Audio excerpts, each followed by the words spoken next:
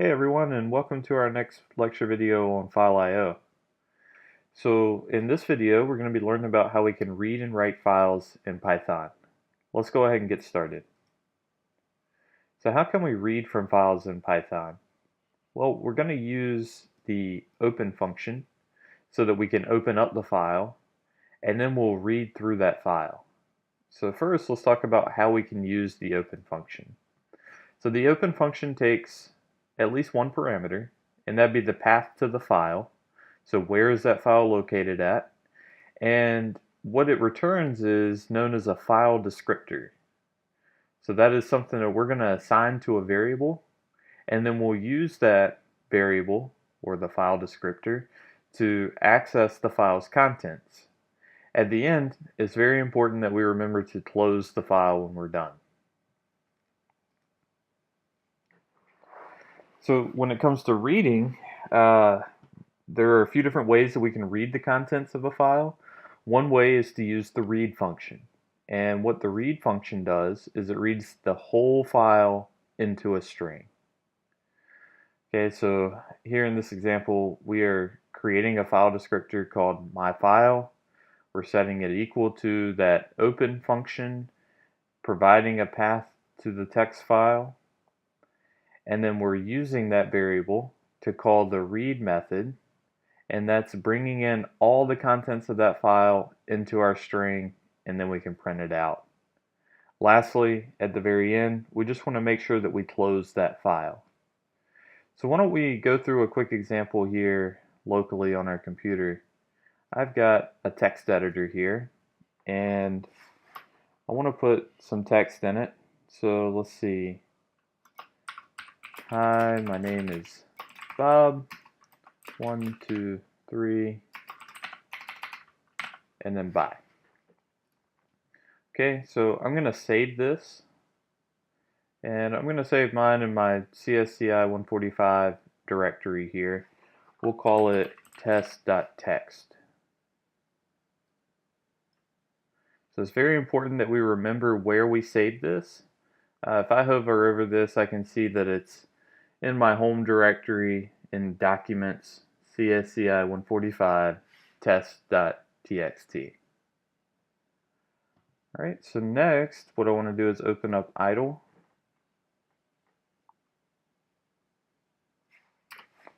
And we're going to do a new script file.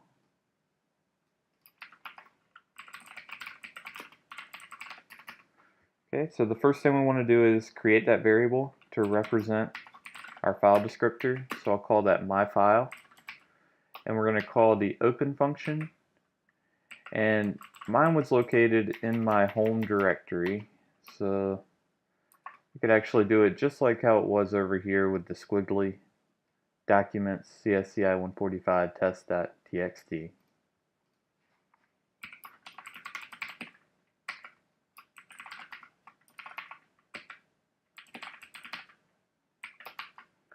Now if you're on Windows, the file path looks a little bit different, right? It probably looks something like C drive,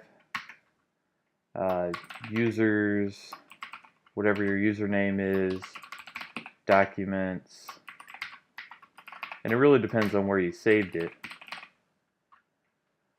But it would look something like that. And if you go and put this into a string, like we did down here, we know that these backslashes have a special meaning. Like \t is a tab.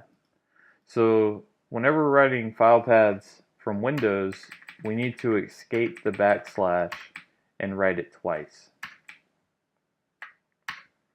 Alright, because if we don't do that, we're just going to run into some issues. So just keep that in mind if you're working on Windows. So we've got our file descriptor now, and we've stored it in myFile. Now we need to read the contents of that file. So I'm going to create a variable to put that in. And we'll call myFile dot.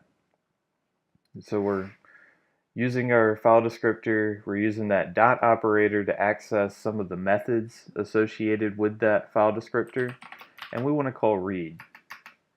So now I've got this contents variable that contains all of the text that should have been in here, and then we'll just print it out. So let me save this, and I'll save it, actually save it in the same directory. Let's call this test.py. Okay, so if I go ahead and run this, no such file or directory. Documents, okay. Maybe it doesn't like the tilde representing my home directory. Let's change this. Try again. Awesome. So there's the contents of my file. Now something else I want to point out is that if I open up a Finder window and we browse to where that file is located, I have, this was an older file, but here is the test.txt, which is this, and then here is the test.py, which is the Python script file. So if we are running our script from the same directory as the file, we don't have to use the full path like we did here. We call this an absolute path. Instead, we can use a relative path, and the relative path is going to be based on our current location in the file tree structure. So I'm already in this CSCI 145. Really, I just need to access this test.txt. So I could get rid of all of this and just tell it to open up test.txt. If we save that and run it, we see it behaves the exact same way. Alright, so big takeaway there is we either need to use the absolute path when we're not running in the same directory, or even if we are and we just want to be specific with it or make the script a little bit more portable. If not, if the file is in our same directory, then we can use the relative path. Okay, so jumping back here, the next method I want to talk about is the readLines method. So what readLines does is it creates a list of all of the lines that were in a file and returns it to where it was called, so we can save that in a variable like lines. So let's jump back to our example and see how we can leverage that. We'll still keep the contents, but let's say that now we're going to call readLines. Well, that's just a list, and if we want, we can just look at the contents of it. Okay, so we can see that it's just a list, and it's detected those new line characters, and that's actually what it's going to break this up on, is those new line characters. So from here, we could get a little bit more robust, and we could say for each line and contents, print that line.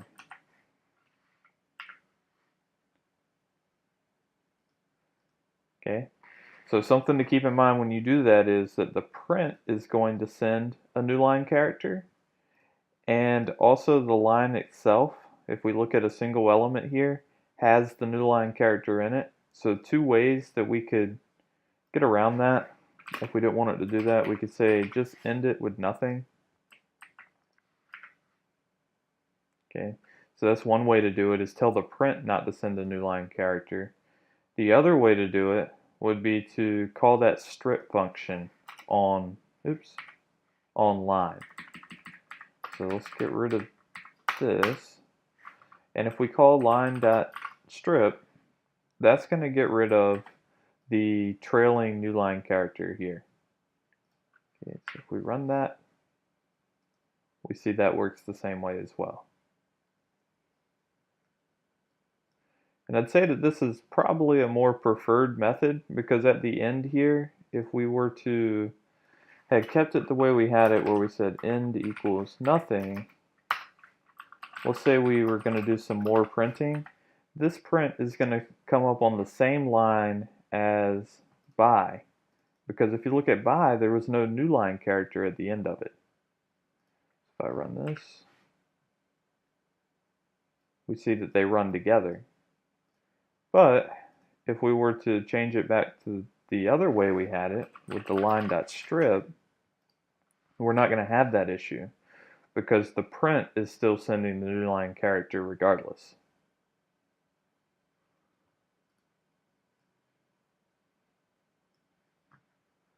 All right, so we've learned about reading files, but what about writing files?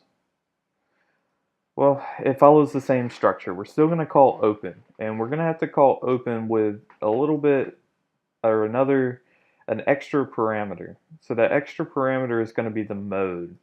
And the mode is the way that we want to open this file. What do we intend on doing with it? By default, we can see that the mode is read. So if all we're going to do is read from a file, there's no reason to even specify the mode. But there's other modes that exist. W for write. So that's going to open a file and it's going to clear out the contents if it exists. If it doesn't exist, it's going to create that file for us and we're going to have the ability to write to it. There's A for append, and what append does is it opens a file that already exists, but it keeps the contents that's there. And when we start writing at the end of that file. Now if the file doesn't exist, then it's just going to create it just like write would. And then there's two variations of these. There's R+, which is read and write. So this one doesn't overwrite the file. And then there's W+, which is write and read, which does overwrite the file. But it gives us the ability to, in addition to write to that file, we can also go backwards in it and read contents back from it. For the most part, we're just going to be using read, write, and append. But it's nice to know that this R+ and W+ also exists. Okay, so once we have a file open and we're ready to write to it, then we can just call the write function, or the write method, I'm sorry. So the write method, we use the dot operator on our file descriptor and we can access it. It's important to know that unlike print, it's not going to send a new line character at the end. So we need to put in new line characters whenever we want a new line to occur. All right, so coming back over here, let's change up our example a little bit. This time, let's open up test.txt for writing. We'll get rid of that. And let's say myfile.write. Let's write line 1, new line character. Myfile.write. Line 2, new line character. And then we'll call myfile.close. So it's very, very important that we call myfile.close. If we don't do that, then we run the risk of some of our data not making it into the file. And we'll talk about that a little bit later on. But for now, let's go ahead and save this and run it. Okay. And then, so no output, but we expect that because we didn't do any prints in here. We just told it to open a file, write some stuff, and then close it. Let's go back to our Finder window and our text file. And actually it refreshed itself. We can see that the contents of this file is now line 1 and line 2. So that's because we opened it up for writing. Now, if I want, we could go back. We could add some more stuff here. Line 3. Oops. Save that, run it. And we see that immediately reflected over here in the text file. So what about if we opened it up for append? So let's open it up for appending and we'll see the difference here. So when we run it, now it's just appending the new stuff to the end of the original file. Excellent.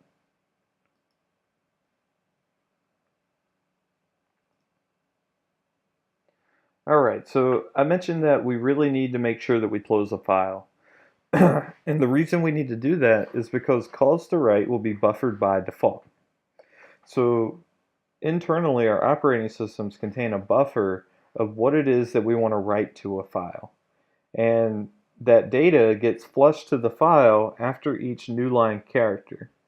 So if we don't necessarily put a new line character in there at the end, then there is a chance that our data will not make it into the file, especially if we don't call the close method.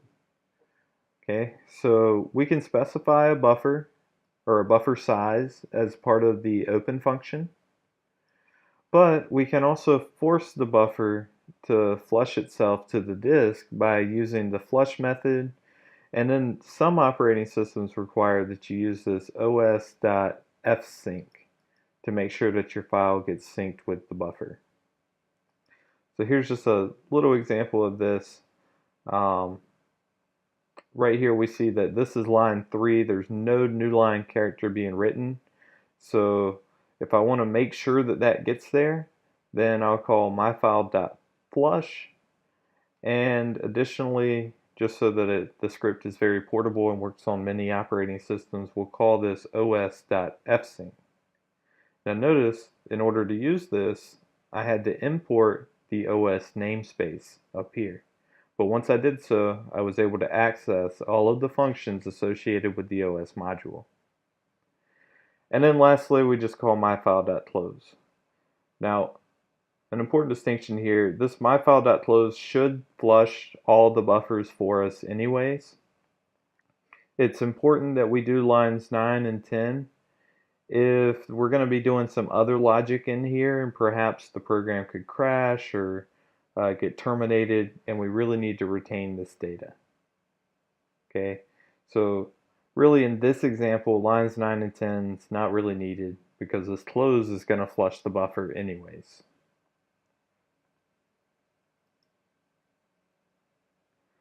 Alright, so now we've learned the basics of how we can read and write files. Let's also talk about how we can interact with the file system. So there's other things that we would want to do with the file system, such as delete files, move around the directories, etc. And to do that, we can use the OS module. So to use the OS module, just like we saw back in this example, we just need to import OS at the top of our script. Once we do that, we've brought that OS namespace in, and we can use the dot operator to access the contents of it. So the first one we'll look at is os.remove. So that's going to delete a file for us. Now if you're familiar with multiple operating systems, you probably know that the command to delete a file in Windows is different from the command to delete a file in Linux, etc. Python abstracts that away from us, and we can just call os.remove on whatever operating system that we're running, and it's going to do what it needs to do to remove that file for us. So looking at an example here, we will get rid of this and just import OS, and let's call os.remove test.txt. So we'll delete that test file that we created. I'm going to open up our Finder window so we can see that happen over here. Now if I save this, and we'll just drag it over, run this, we can see that test.txt got deleted, and now it's no longer there.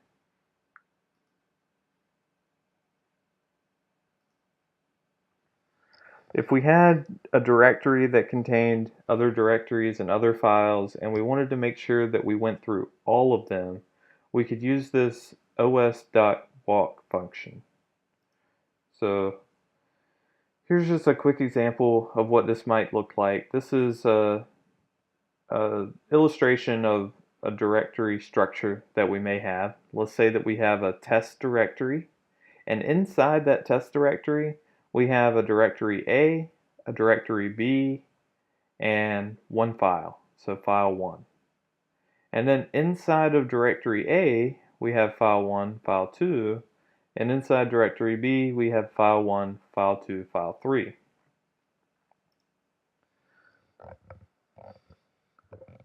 So if we wanted to, we could walk that path, and whenever we call os.walk, it returns back to us a tuple.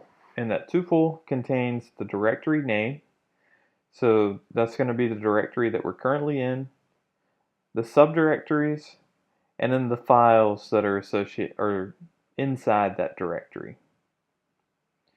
Alright, so looking at this example, we just import OS, we ask for a path, down here we can see in the sample execution that we gave it test, which is based on our illustration here.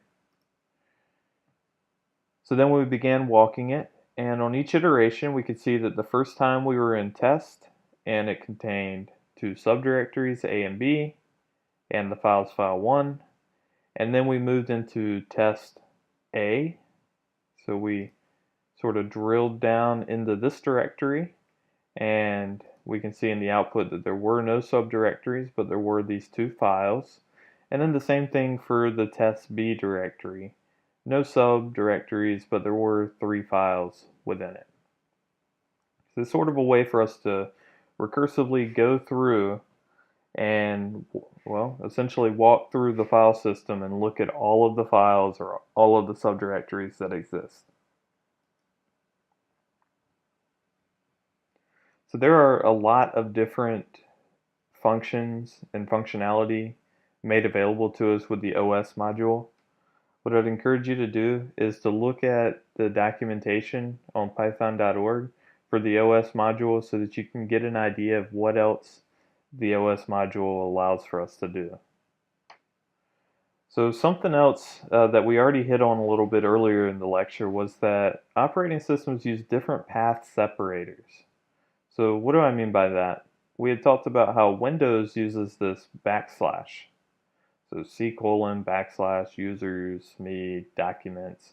And Unix-based operating systems like Mac and Linux use a /. So there's already that issue that we're going to have to use double backslashes to escape and not have some of these things interpreted as an escape sequence.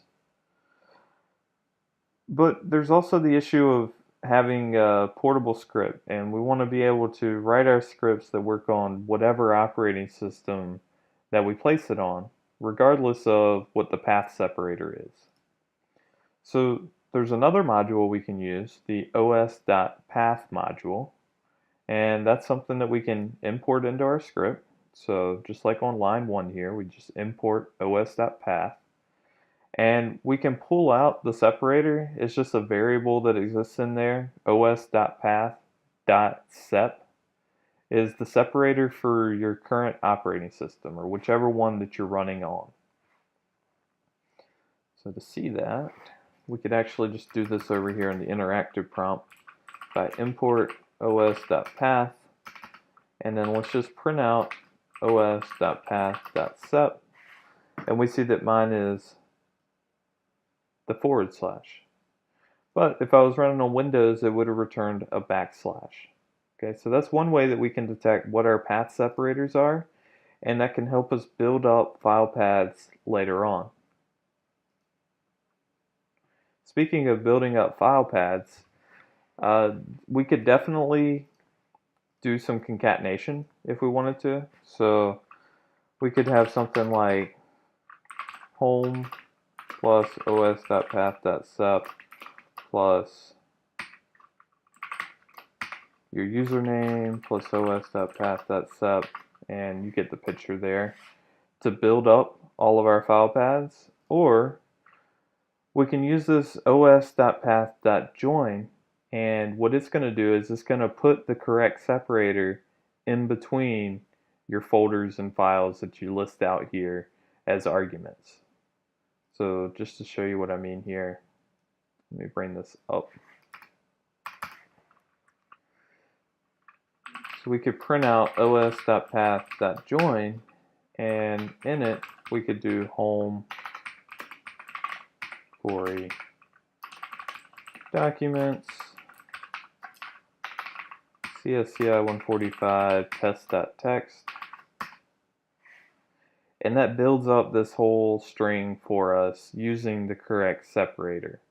So if I was on Windows, it would have used the backslash for me, and I wouldn't have to go through any sort of if-then logic based on my separator or anything like that to figure out how to build up this path. Now, one thing that is sort of Windows specific is that when you're joining and you're doing an absolute path, you do need to make sure that you put the root of your file system at the beginning. So if we were going to be building up in Windows, then it would be C:// at the beginning for the C drive, And if we were doing it, in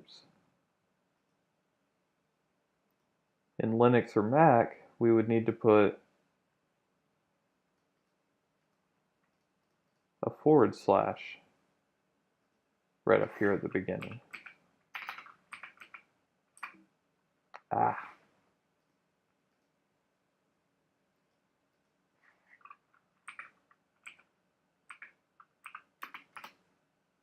There we go. All right, so that's just something you want to keep in mind if you're going to use this os.path.join, especially on Windows. You want to make sure that you have that // at the beginning. So after we have built up paths, or if we are given a path, then we can figure out what the directory that, or we can break it down or split it, as you can see here, into a directory and a file. So if I'm joining up this big path here of C, users, documents, lab1.docx, if I call split on that path, it's going to give me the directory that the file exists in, which was C, users, documents. And then it's going to give me essentially the last part here, which is the file that was being accessed, lab1.docx. So this should be familiar by now. This is returning a tuple, and we're doing tuple unpacking. So we're getting two strings back from this os.path.split.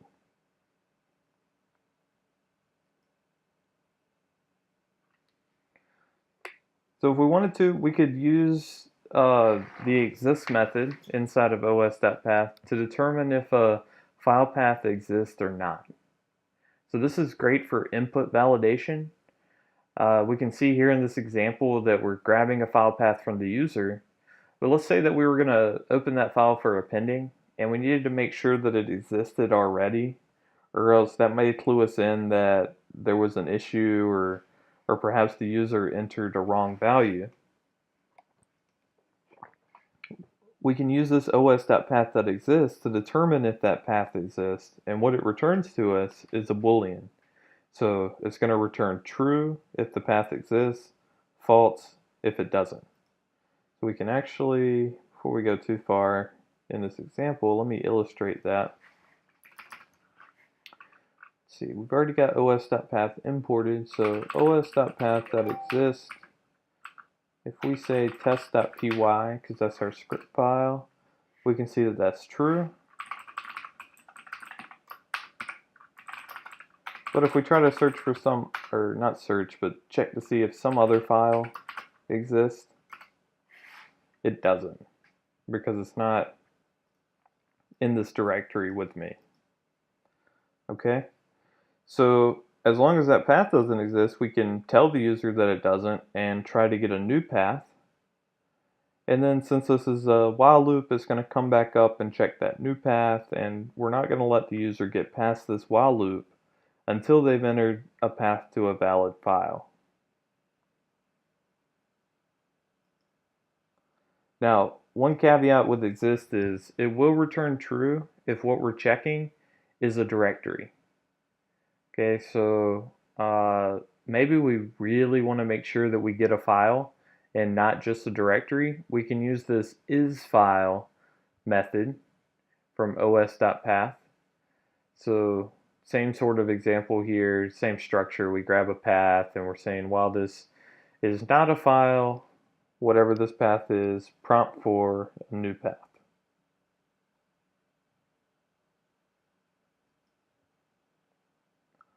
Alright, so the last thing I want to talk about with reading and writing files deals with context managers.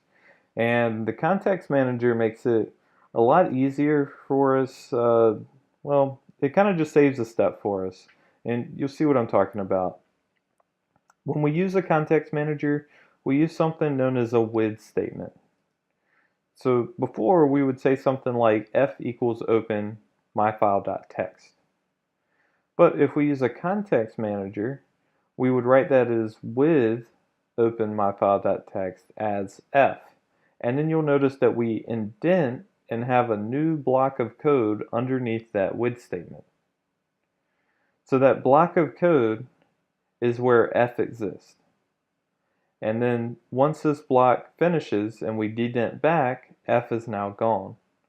But the neat thing is that we don't have to close F.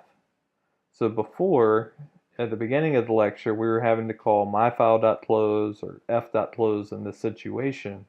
The context manager knows that as soon as we leave the block associated with it, that we need to go ahead and close whatever was opened. And this can help out a lot. Believe it or not, it's pretty easy to forget to close a file as you're working with it, especially if you have a lot of logic in between on what you're doing with the file. Okay, so this is just a simpler way to write it, and then you don't have to worry about closing the file or any other special cases that may occur. So same thing here, but in this case we're opening the file for writing. So we're opening F as open myfile.txt for writing. We're using F to write, and then when we dedent back, that file gets automatically closed and we don't have to worry about it.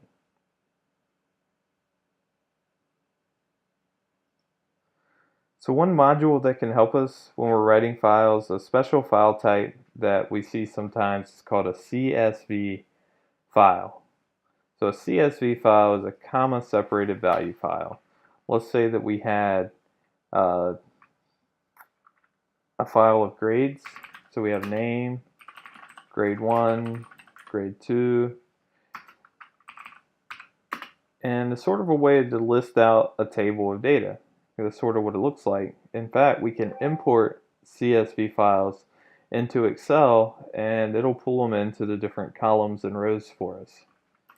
Let's say Bob had a 100 and a 95, Alice had an 85 and a 40. Okay, so we can list it out that way. Column headers, they're optional. Sometimes they're there, sometimes they're not. But let's jump into this. So these are comma separated value files. They store data in a table format, and we can easily import them into Excel, like I said, or we can even import them into a database. Okay, so same sort of example here, student, class, and grade, and then we have our rows that contain the student, the class, and their grade.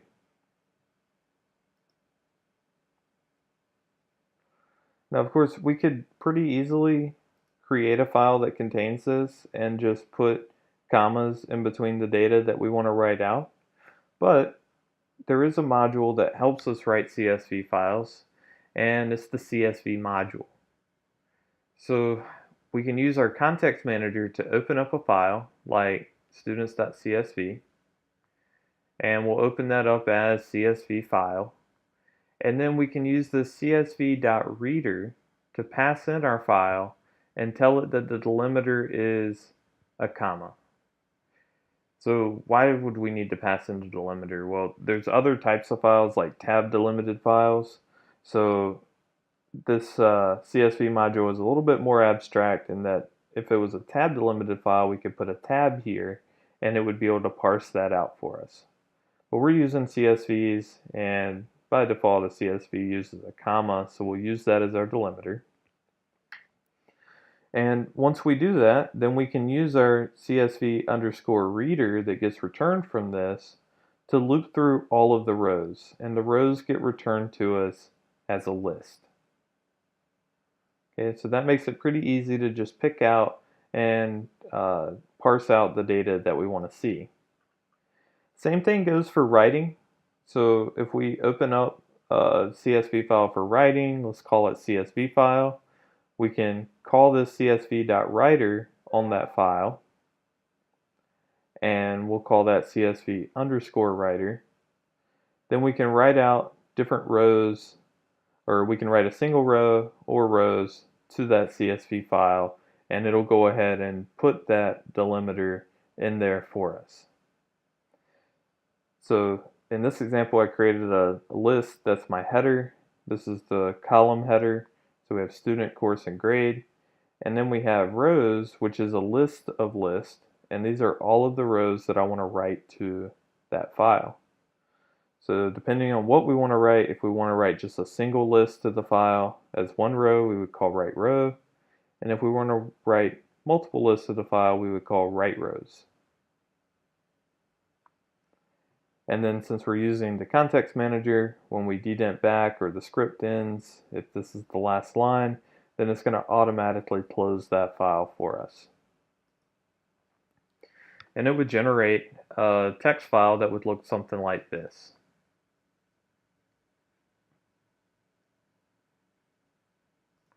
So command line arguments, we actually already hit on this in an earlier lecture dealing with lists and dictionaries. But just to sort of, as a refresher, let's go back through this.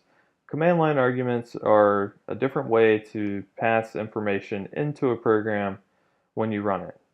So if I'm running this from the terminal or the command line, I may call my script file, and I could pass in a -h, and that's usually going to run the help for me. Now the way that we access command line args is through the sys module. So import sys, and then we can get the sys.argv, and that's our list of arguments. So we can find out how many there are by calling the len function on it. When we get argc, we can print out the number of arguments, and then argv is just a list, so I could iterate over that and print out all of the arguments. So it's important to know that sys.argv is going to always contain at least one argument, and that is the name of the script file that we called. So if I just run my script and I don't provide anything, it's got one argument, and my script.py is that argument.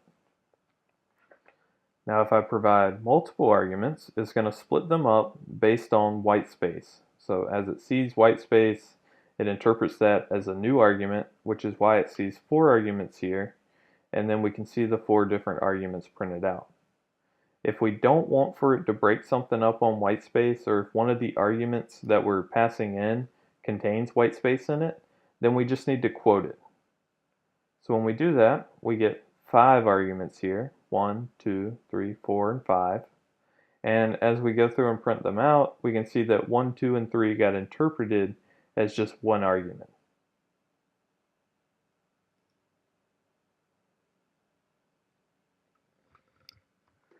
So lots of times we may want to write a script that will get the file path that we want to open or read from the command line, from those command line arguments. So to do that, we could just import sys. We could check to make sure that we have the right amount of arguments. So we can do a little check here, or if the length of sys.argv is less than 2, then let's print out a usage that says, hey, you need to call this script in this certain way, or I'm expecting at least one argument to be passed in here on where you want me to write this to.